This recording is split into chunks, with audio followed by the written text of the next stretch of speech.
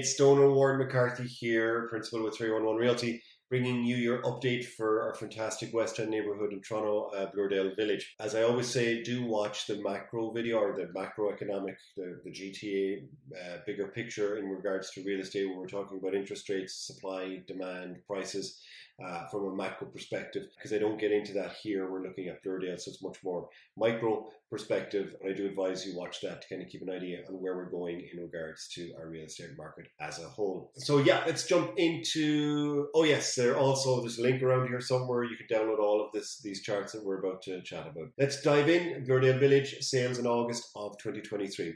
There was only one home sale in Bloordale Village for the last month. That was 127 Millicent. Interesting place because the kitchen was on the second floor, which it's interesting. I've seen that before on Armstrong as well too. Some of these houses, the kitchen was on the second floor. They took it out on the main floor for whatever reason. It actually was on the market for 51 days. I saw great potential here because it's not actually that much to put a kitchen back down on the main floor. A great property here, sold for $1 million. So I think a buyer did really, really well here. Property needed work, but still to get a house on Millicent Avenue for $1 million, that's, it's got a lot of, checks a lot of boxes. It's 7.5 foot frontage.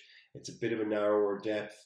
I get that, but it had parking. It was a semi-detached 2-story, and it had also a kitchen in the basement with a walkout. You could put an apartment down there. So I thought it was a great result. In regards to condos, there were 5 condo sales. The cheapest one here was at 1420 Dupont Street, a 1+1 for $535. I think that was a great deal. As we know, condos, we're in buyer market territory, as we are in houses too, but definitely more so in the condos because there's much more of a supply of them. So much more option out there for buyers.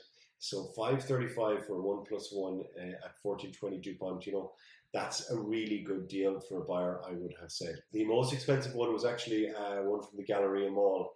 Again, you're buying on plans here, so you're buying a future market price when you consider it 638 square foot, and you're getting 849,000 for that. So you're buying a future value that they're designating to that project. So that's the Galleria Mall, 1245 Dupont Street. That's the first kind of sale we've seen on MLS. Maybe not the first, but they are starting to put their inventory out on MLS because it's a tough time right now for developers and just condos in general. Where are we at in terms of our aggregate, our 6-month look at data? Here's Bloordale Village home sales between March 1st and August 31st. What we're looking for here is, again, are we in a buyer's balanced or in a seller's market? And yes, the data shows that we're definitely in buyer's market for condos and houses over the whole GTA. But when we look at, say, some of our fantastic neighbourhoods here in the West End, we're still in that kind of seller market territory. Yes, things are taking longer to sell. We're not selling stuff in 3 days to 7 days, that range. It's now taking anywhere, from 20 to 30 days in cases, depending on your strategy of sale and all that stuff. So here we go, Bloordale Village, 21 properties in the last 6 months, 1.317 was the average price. A high price of 2.165. 29 was the average days on market. Like I was saying there, stuff's taking kind of that 20 to 30 days range. An average list to sale ratio was 104. So still on average, properties are selling 4% above asking. So we're still seeing agents able to adopt on the really, the 11 out of 10 goes to 11 properties, still able to facilitate list low, sell high kind of strategy. Not something I'd recommend on the house that needs help.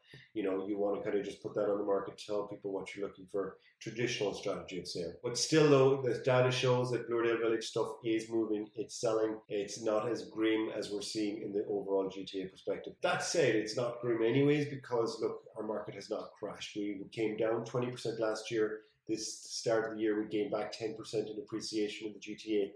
We're back down to 9%.